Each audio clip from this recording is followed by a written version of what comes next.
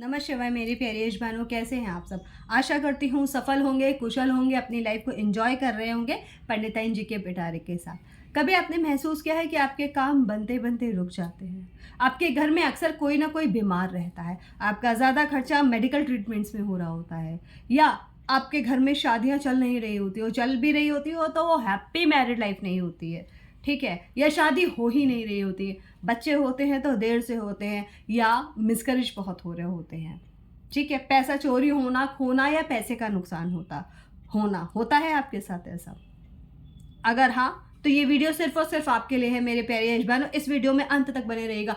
ऐसा क्यों होता है, क्या कारण है इसके, और कैसे इससे बचा जा सकता है, सारी जानकारी आपको इसी वीडियो में मिलने वाली है। तो जैसा मैंने बताया कि जो आपको लक्षण बताए थे वो पितृदोष के थे। जी हाँ मेरे प्यारे यजमानों, पितृदोष संचारी रोग की तरह होता है। ये सिर्फ आप तक सीमित नहीं रह सकता कि अगर मेरी कुंडली में पितृदोष है तो वो मुझे ही असर करेगा, नहीं, मेरे साथ में रहने वाले फैमिली मेम्बर्स, ब्लड रिलेशन के अलावा रिलेटिव्स, इवन हमारे फ्रेंड्स, सब इस चपेट में आते हैं। कुछ ना कुछ उनके साथ भी ऐसा होने लगता है जो आपको लगता है यार ये कैसे हो रहा है। तो हमारे मन में क्या ख्याल आता है, ये कि कहीं किसी ने कुछ करवा तो नहीं दिया है, मेरा काम बार बार बनते बनते क्यों रुक जाता है, कहीं कोई नज़र तो नहीं लगी है। नहीं, ऐसा नहीं होता, ये कारण है पितृदोष के, ठीक है। कई बार हाँ ये भी रीजंस होते हैं, पर बेसिक आप सबसे पहले, कभी अगर आपको लगता है आपका कोई एनिमी नहीं है, कोई अरे यार मेरे साथ ऐसा कौन क्यों करेगा, तो समझ लेना ये पितृदोष है, ठीक है। और पितृदोष को हम कैसे कम कर सकते हैं, कैसे अपने रूठे हुए पितरों को मना सकते हैं, उनके विशेष ले सकते हैं, उनके कर्ज को दूर कर सकते हैं, चलिए जानते हैं। पहले हम ये जानेंगे पितृ विसर्जनी अमावस्या का महत्व क्या है, ठीक है, क्योंकि इसी से आपको इसके सॉल्यूशंस मिलेंगे कि हम इस पितृदोष से कैसे निकलें। चलिए शुरू करते हैं, आगे चलते हैं और जानते हैं पितृ विसर्जनी अमावस्या का महत्व क्या है। तो मेरी प्यारी यजमानों, पितृ विसर्जनी अमावस्या का आपको जैसे नाम से ही स्पष्ट हो गया होगा, पितृ विसर्जनी अमावस्या दैट मीन्स इस दिन आपके सारे पूर्वज वापस जाते हैं अपने लोक को, ठीक है। और आप जानते हैं हमारे यहाँ जो भी कोई गेस्ट आता है हमें कुछ ना कुछ दे के जाता है, गिफ्ट्स, पैसा, ठीक है, या विशेष इवेंट, खुश रहो टाइप, ठीक है। अगर कैसे भी ये गिफ्ट और पैसा और चॉकलेट्स नहीं दे रहे हैं तो वो एक चीज़ दे के जाते हैं, खुश रहो, ठीक है। तो हमें वो खुश रहो उनसे लेना है। फर्स्ट हमें आपको महत्व इतना इसलिए है क्योंकि ये एक ऐसी तिथि होती है जिस दिन आप भूले बिसरे लोगों का, जिनके आपको तिथि का ज्ञान नहीं है, या आप उनके बारे में नहीं जानते हो कि वो आपके वंश में थे, तो आप उनके लिए तर्पण कर सकते हो, उनके लिए आप श्राद्ध कर सकते हो। एक साथ सबके श्राद्ध हो जाएंगे और आपको इस पितृदोष से मुक्ति मिलेगी, क्योंकि वो रूठे हुए हैं, उनको नहीं पता है कि कौन, उनको भी याद नहीं होगा, वो आपके पूर्वज है, वो ये समझ रहे हैं, वो डीएनए रिकॉग्नाइज कर रही है, हमारा डीएनए है, ठीक है, उस तरीके से।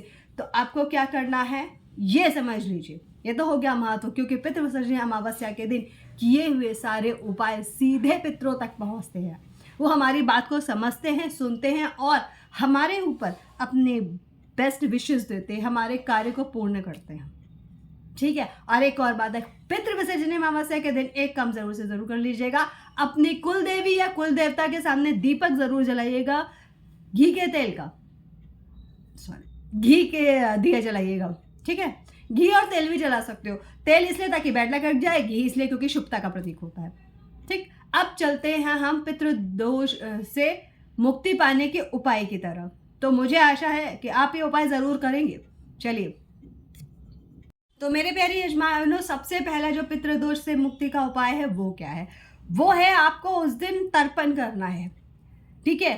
रोज का हम कर ही रहे हैं ऐसा, कुछ लोग तो पूरे 15 दिनों तक यानी पूरे पितृपक्ष तक तर्पण करते हैं, वो बहुत अच्छी बात है, करना ही चाहिए, बहुत पॉजिटिव है।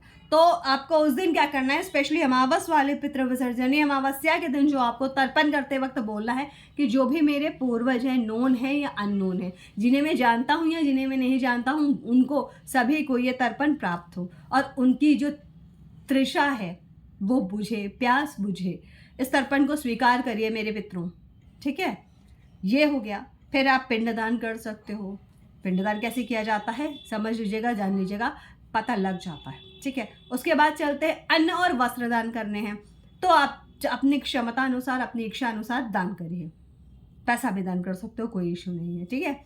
ये हो गया। और उस दिन गाय, कुत्ता और कौवे के लिए खाना ज़रूर निकालिएगा, यानी पशु पक्षियों के लिए भी आपको भोजन की व्यवस्था करनी है, कर लीजिएगा, ठीक है।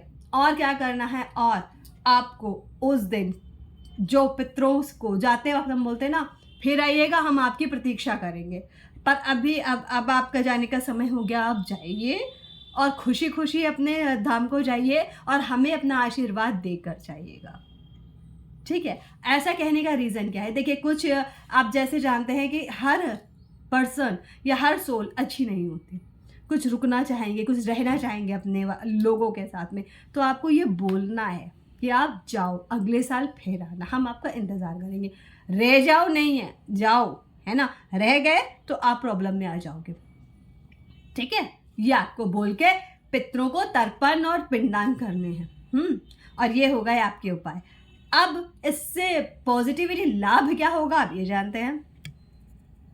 तो देखिए, जो नुकसान थे वही तो लाभ है, यानी आपके पास धन आएगा, आपके घर में शादियां होंगी, शुभ कार्य होंगे और आपके घर के कलह क्लेश दूर होंगे। बच्चा पढ़ाई में अच्छा हो जाएगा, अगर वो अच्छा है और तो भी मन नहीं लगा रहा है, ऐसा हमेशा लगता है इसके ऊपर कुछ किया है, नहीं, वो पितरों का श्राप होता है, कर्ज होता है पितरों का, तो आप वो भी करिए, उससे भी आपको उसमें भी लाभ मिलेगा। ये सब लाभ हो गया, है ना। पितर आपको आशीर्वाद देंगे, जैसे मैंने बोला, फिर आइएगा, उनको वेलकमिंग मतलब एक तरह जेस्चर्स बहुत अच्छे रखने के साथ में विदा करिएगा कि उनको लगे ये हमसे खुश हैं, खुन्नस नहीं पाल रखी इन्होंने। इस तरीके से आप पितरों का विसर्जन करेंगे, पितृ विसर्जन अमावस्या में ये उपाय करेंगे तो पितृदोष आपके ऊपर से खत्म हो जाएगा, ठीक है। तो मेरे प्यारे यजमानों, पितृ विसर्जनीय अमावस्या सिर्फ एक तिथि ही नहीं है, ये उन सभी पूर्वजों को थैंक यू बोलने का एक तरीका है जो कभी हमारे साथ रहे हैं। और स्पेशली मैं ये कहूँगी, जब उन्होंने उस विकट समय में, जब सब धर्म परिवर्तन कर रहे थे या अपनी चीज़ें चेंज कर रहे थे, उन्होंने अडिग रह के हमारे धर्म को बचाए रखा, उनको थैंक यू बोलना तो बनता है, ठीक है। तो मेरे प्यारे यजमानों, अगर आपको ये वीडियो अच्छा लगा हो, लाइक करिएगा, शेयर करिएगा, सब्सक्राइब करिएगा और बेल आइकन दबाना मत भूलिएगा। अगली बार आपकी पंडिताइन जी कुछ और लेकर आएंगी, वो अच्छा अलग क्या होगा, वो होगा माता रानी की सवारी। जी हाँ, चलिए, तब तक के लिए अपना ध्यान रखिए, अपनी फैमिली का ध्यान रखिए, खुश रहिए और पितरों को खूब खुशी से विदा करिएगा। Bye bye.